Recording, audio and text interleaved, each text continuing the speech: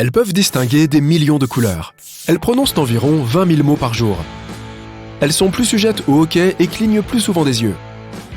3 de ces propositions sur les femmes sont vraies. Une est un mensonge éhonté. Laissons nos égos à la porte, messieurs, pour découvrir la solution. Et dans quelle mesure pouvons-nous dire que les femmes nous surpassent?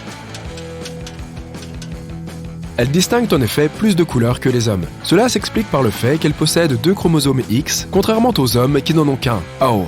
Si l'un de ces chromosomes est défaillant, elles restent quand même capables de percevoir correctement les couleurs. C'est la raison pour laquelle elles sont rarement daltoniennes. Près de 12% des femmes possèdent 4 types de cônes dans la rétine, au lieu des 3 habituels. Cela leur offre une sorte de supervision. Elles peuvent discerner 100 millions de couleurs et non 1 million comme d'autres personnes. Vous savez, les hommes. Les muscles des femmes sont plus riches en élastine et plus souples que ceux des hommes. Le bas de leur dos est particulièrement flexible, aidant à rester droite celles qui prennent du poids pendant la grossesse, déplaçant temporairement leur centre de gravité. Cette singularité profite aussi aux athlètes pour réaliser d'impressionnantes acrobaties aux épreuves olympiques de gymnastique. Les femmes clignent des yeux plus vite et plus souvent que les hommes, 19 contre 11 clignements par minute. En prenant de l'âge, ce phénomène s'accentue avec l'augmentation des taux d'oestrogène. Le cerveau féminin est 9% plus petit que le cerveau masculin. Cependant, il renferme la même quantité de cellules, mais avec une plus grande densité. Cela n'affecte en rien les capacités cognitives, qui restent les mêmes pour tous les sexes. Le système immunitaire féminin est plus efficace et vieillit plus lentement. C'est une raison qui fait qu'en moyenne, les femmes vivent plus longtemps que les hommes. Selon les régions, l'écart peut atteindre une décennie entière et il est d'au moins 2 ou 3 ans à l'échelle mondiale. À propos, chez les orang-outans et les chimpanzés, les femelles ont elles aussi une meilleure espérance de vie que les mâles. Allez, enfonçons le clou. Chaque jour, une femme type applique à son insu près de 515 produits chimiques sur son corps.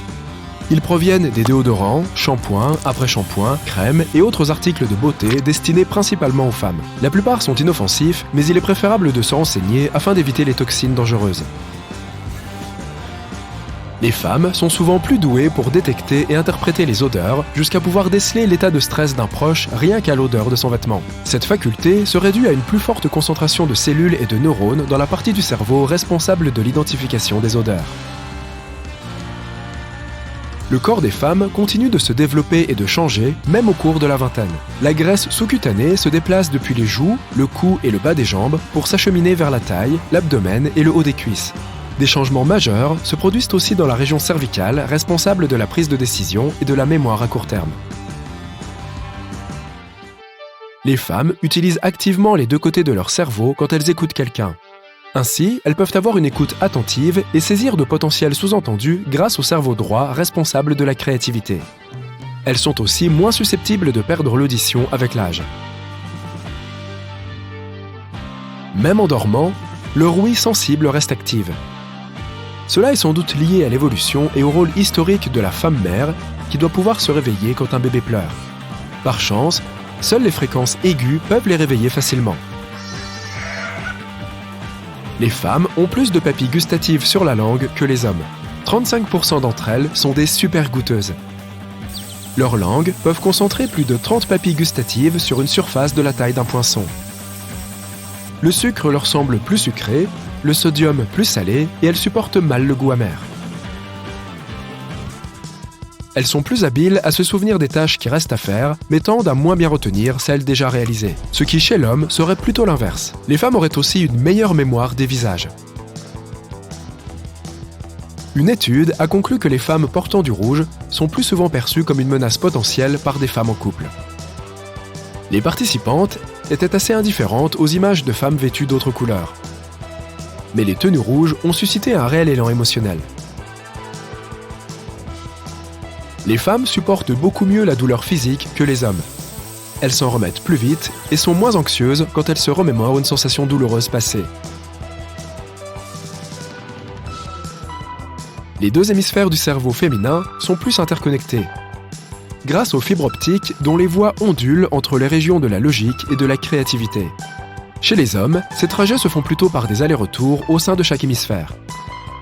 C'est pourquoi les femmes trouvent souvent des solutions plus créatives et singulières aux problèmes, même si celles-ci ne sont pas toujours les plus directes ou les plus logiques. Le volume du cœur féminin représente 75% de celui d'un homme, et ses artères sont plus étroites. Son cœur bat donc plus vite, environ 78 battements par minute, soit 8 battements de plus que chez l'homme.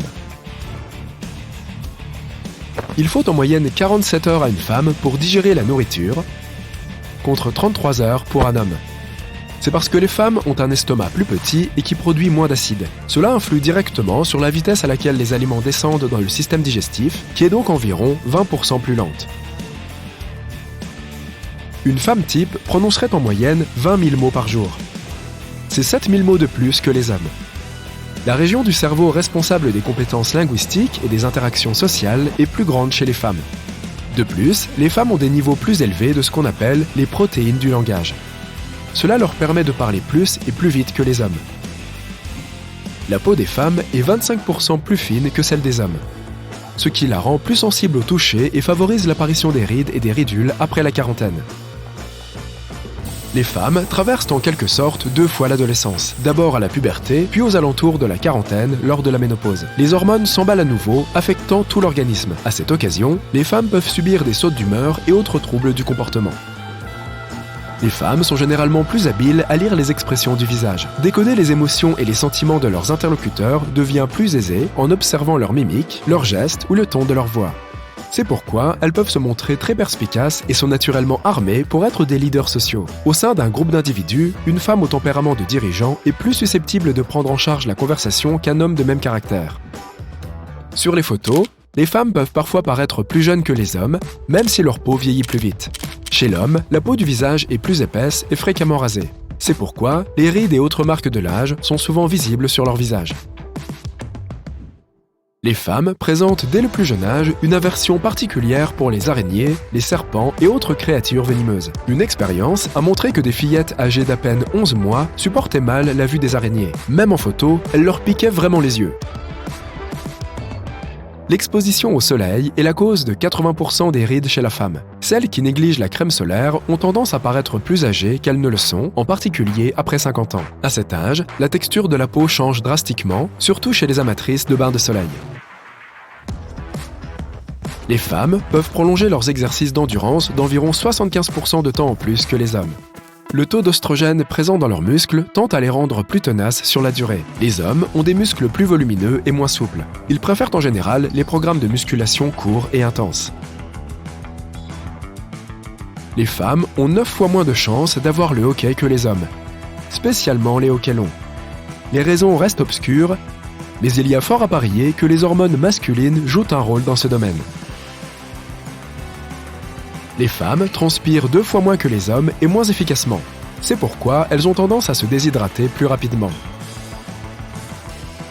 Elles sont beaucoup plus sujettes aux cauchemars et aux rêves chargés émotionnellement pouvant faire ressurgir des épisodes traumatiques. L'action des rêves se déroule aussi plus souvent en intérieur. Les femmes de taille inférieure ou autour de 1,70 m accouchent habituellement 1 semaine plus tôt que les femmes plus grandes et leurs bébés sont aussi plus petits. Celles qui habitent près de l'équateur ont plus de chances de donner naissance à des filles et à l'inverse, celles qui sont établies au nord ont des chances accrues d'avoir un garçon. En 1945, une femme de Los Angeles a donné naissance à une fille en bonne santé après une grossesse de 375 jours, soit la plus longue jamais enregistrée avec ses 3 mois de plus que la normale. Grâce à la production massive d'œstrogènes dans leur jeunesse, les filles atteignent la puberté en moyenne 1 à 2 ans plus tôt que les garçons et en sortent aussi plus rapidement. Il est possible de déterminer le sexe d'une personne en testant les niveaux d'acides aminés dans ses empreintes digitales. Les femmes ont 2 fois plus d'acides aminés dans leur sueur que les hommes. À l'âge adulte, elles pleurent en moyenne 2 à 5 fois par mois, c'est-à-dire entre 30 et 50 fois par an, soit 5 fois plus que chez les hommes. Les glandes lacrymales diffèrent entre les 2 sexes. D'un point de vue purement biologique, il est plus facile pour une femme de verser des larmes et encore davantage avec les processus hormonaux à l'œuvre. En moyenne, les femmes se regardent dans le miroir 16 fois par jour, beaucoup moins que les hommes qui le font environ 23 fois par jour. En outre, les raisons de se regarder diffèrent. Les femmes le feraient pour vérifier quelque chose de leur aspect général et tendent à se focaliser sur des points qui leur sont désagréables, quand les hommes préféreraient admirer les parties du corps dont ils sont le plus fiers. Les pupilles des femmes sont légèrement plus larges que celles des hommes. Selon le Guinness World Records, les femmes de la tribu Padung ont le cou le plus long du monde.